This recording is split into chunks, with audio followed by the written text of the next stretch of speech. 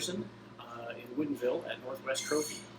And Gary's going to tell us a little about the history of, this is now, you're going on the fourth generation of this family, is that right? Yes, I am the Family third business? generation, and then we're moving into the fourth generation. Yes. That is fantastic. You don't see that very often. No, pretty darn proud of it. This is the start of our 82nd year. Yeah. The company was founded in 1938. My grandfather used to sell at Northwest Trophy when he was distributing components.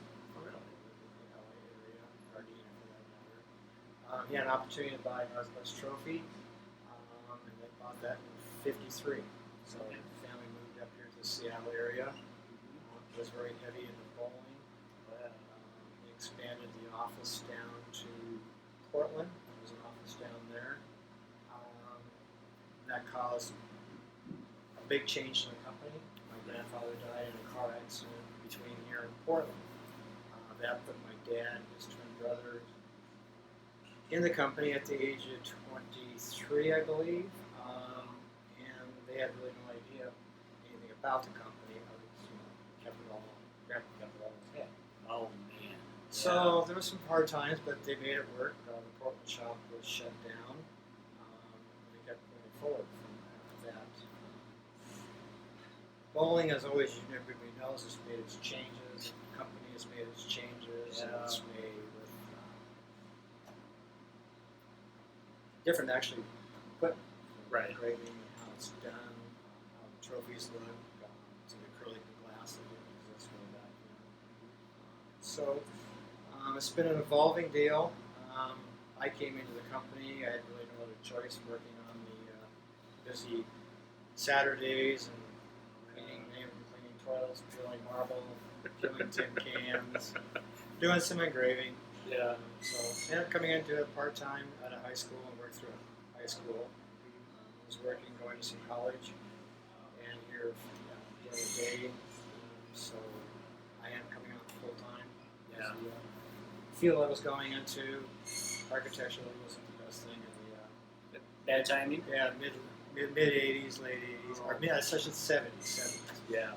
So it's been, I don't want to say, it's been very, very good. Yeah. Kind of a quiet, shy person, and having to do sales and stuff has made you believe in yourself and your products and your company. Pushes you out there. It does. Yeah. There is me, my brothers that took it over full-time back in 2000, actually 1998. Okay. The conversation with my dad trying to open another store in Bellevue, the yeas and nays not doing that. So Right. the fact that we want to have a website, I wasn't too sure about that because people are addicted to the internet, That's what you get for watching too much TV. Dad still actually comes in the office. Is that He's right? not here today. Yeah. So it's at my age and have him still come in and occasionally pop in the room. It's Right. very enjoyable. It's again, it's just one of those great things about Northwest Trophy. Yeah. So I'm here at the Woodinville location, which we opened 8 years ago. Okay. That brought me into meeting you, Right. to the chamber, Right. networking and things that everybody know. We're here in the neighborhood, and there's a variety of things we do. We don't do just trophies. We do a lot of personalization and customizing. So how many shops have you got now? We have 3 locations. One's still downtown Seattle. Okay. We have one in Bellevue over on the east side of I-5, basically northeast 20th. And this location here. Ideally, it would have been fun to open up another shop at the south end of the lake. This is way back when people didn't know how to drive much. Right. Now no one's going to really do much driving anyway. It's all about emails, Digital. One thing unique about this business is people still come in, they want to pick up, they want to hold, they want to feel, lead. So to just send somebody back and forth proofs isn't really going to work sometimes. So they want to actually see it.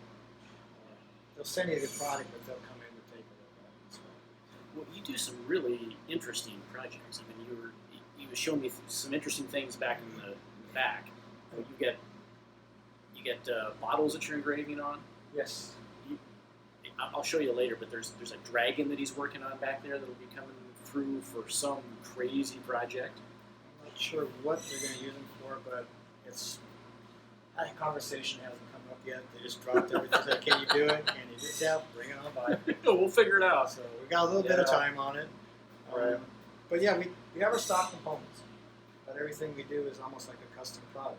Right. Sometimes people come into the office here and say, "Yeah, I want to take 5 trophies with me." You understand that what we do is use what size, what color, what figure, what base, how tall, and then we have to engrave it. All the elements. So Yeah. there's a lot of detail that goes into it. Not that we can turn things around really fast, but it depends what production. Right. Yeah. How have you seen the industry and the business change in the time you've been involved? Well, let's see here. I've got some of my vintage items here. Oh, cool. I hung on to these. So here you've got Northwest Trophy. It's got one of our stickers on it. This is our 1317 East Pine Street. That was when we first. That was your initial location. That was when the family came. Gotcha. Okay. As far as I can trace it back, is we were 3 doors south of Beth's Cafe. So I went through metal figures, simple things, and all this portion here were all hand engraved by tool. Oh, yeah. Which most of all those hand engravers have been not around. Long gone. Tiffany's. No. Oh, really? Tiffany's has taken in a lot of them. They do a lot of handwork and different custom pieces. Okay. Jewelry and things. Yeah. From there, we came into some more electronics from the pantograph, computer engraving, lasers. Lasers are a big part of the industry. Yeah. Material-wise, it's gone into a lot of acrylics. We do a lot of glass.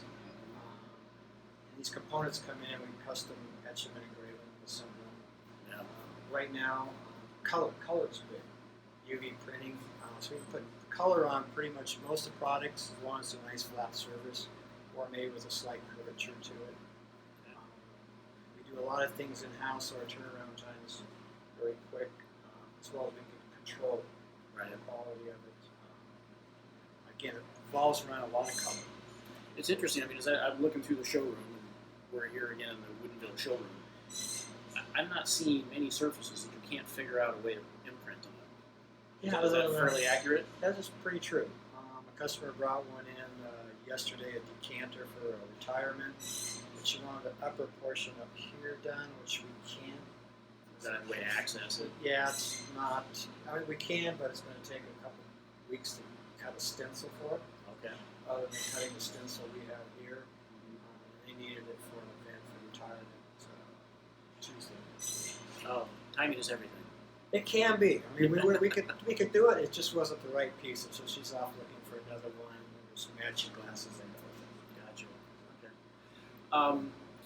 What are some notable or interesting projects or clients that you've had? Right now, there's one for a cannabis organization. Oh, And interesting. they have a traveling bowling league of some sort. This is just brand new. But that's one Seth's working on here at the moment. So I mean, I don't know how unusual that is today. We do a lot of work with primarily a lot of corporations and sports teams in town. There's conventions that'll come into town that are a little different between the Comic-Con. Oh, yeah. There's like different beer festivals. We'll do the custom medals for those, wine events. One here recently. I wouldn't say it was much, but the customer came into town, saw our product, they needed some color on it, picked out some stock on it, so we got it to So, is there anything that scares you in, when a client comes to the door and says, and you're like, oh man, you're breaking into a sweat? Well, yeah, it depends. If when we work with quite a bit, and they need it like tomorrow, and you're looking at your That workload. you're scheduled. Yeah. Yeah, it's like, yeah, we'll get it done when you need it, because it probably isn't going to be done at the end of the day. We'll be working a little bit of extra hours, but we'll get it. The dragon images we were just speaking about, those I'm still, I should say, are looking at it. So Gotta strategize on that one. yeah, it's going to take a little bit. Yeah. Yeah, that one looks really challenging. Yeah. That'll be a fun project. If I had a cheat sheet with something you tested me earlier, I probably could have found something else. But it's a fun business. Sometimes customers just say, "Hey, I've got a budget. I'm looking for something like this. I need it by this stage is due." Yeah. And so it's fun to do. Oh yeah, you bet.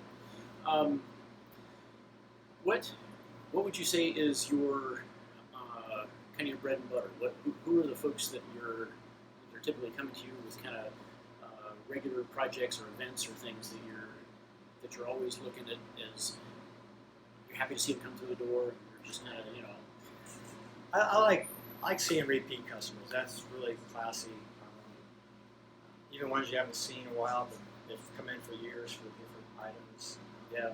If there's a specific market, I don't like to concentrate on one specific market. Yeah. When the economy has always been up and down, the sports were always good. Corporate size that would always go down. But the last big recession, I mean, everything. So we were kind of depending on maybe your sports side. The kids weren't playing sports, or they weren't playing on 3 teams. There is the question about participation awards. It depends on how you look at it. Yeah. What that is. The corporate side, it's always moving all the time. Sometimes your best customers get bought out. All right. So you end up losing that. Changes in people in the office. So communication with your clients is always good. Make them feel appreciated when they come in the door every day. You're supposed to. Yeah. That's what you're supposed to do in business. Absolutely. You've got the cities, state. They're always doing things. Yeah. Sometimes it goes out for bid, which is not a problem with that there. Between the ferry system and Sound Transit. So You got a really diverse customer base. I mean, I think that's one of the things that's really interesting. Well, that's where it's like we're recognition awards. Right. We do promotional products, which we probably should do more of. People use for swag. We do apparel. Oh, really? Things Okay. of that nature. But basically, awards and recognizing somebody. Our old motto was, I guess it still is great gifts are forever. Yeah. I Yeah. tend to forget that sometimes when I engrave things up for some friends and give it to them. It just means so much more. It's really interesting how that works. I mean, I've given things like, say, a whiskey flask to Yeah. Fishing Buddy. And if you actually have something to say, it makes more of a connection. I mean, there's just, I think people, for whatever reason, having that just kind of element of permanence and having something original to connect them to it, I think it's always a kind of a special piece. There was a customer in 2 weeks ago. She needed to have a knife engraved right away. It's like, well, yeah, sure, we'll get on it. And there was a certain pattern she had to do. And Seth had asked her,